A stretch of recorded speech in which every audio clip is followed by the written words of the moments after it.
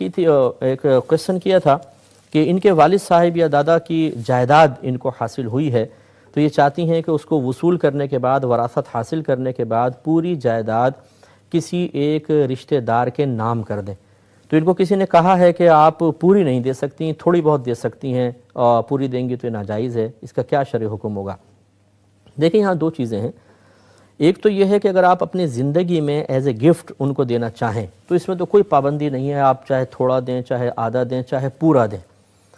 اگر آپ ان کو دے دیتی ہیں تحفتاً اور ان کے نام کر دیتی ہیں، ان کے قبضے میں دے دیتی ہیں، تو بالکل یہ بالکل شرعاً جائز ہے، آپ کر سکتی ہیں۔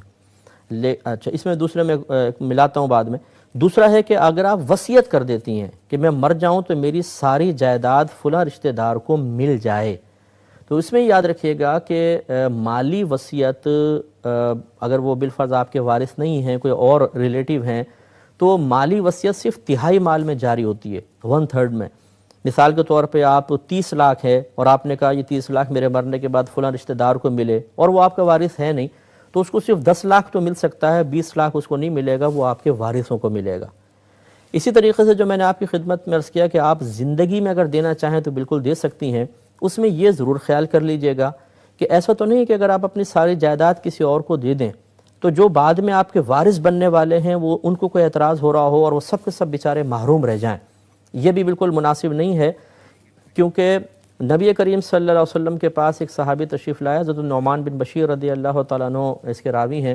وہ کہتے ہیں میرے والد صاحب مجھے نبی کریم صلی اللہ علیہ وسلم کی خدمت میں لے کر آئے اور عرض کیا رسول اللہ صلی اللہ علیہ وسلم میں اپنے اس بیٹے کو ایک غلام دینا چاہتا ہوں۔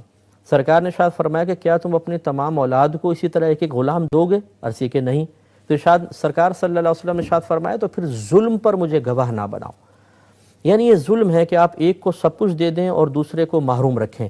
اس لیے بھی آپ دیکھ لیجیے گا اگر زندگی میں آپ دینا چاہتی ہیں تو ایسا تو نہیں کہ جو آپ کے بچے ہیں، جو آپ کے قریبی رشتہ دار ہیں، جو وارث بنتے ہیں، وہ بیچارے آپ کو دیکھتے رہ جائیں اور سارا مال آپ کسی 3rd پرسن کو دے دیں تو ان کے دل آزاری بھی ہوگی۔ تو یہ بھی شریعت کو مطلوب اور محبوب نہیں ہے، اس کا تھوڑا سا آپ خیال رکھیے گا۔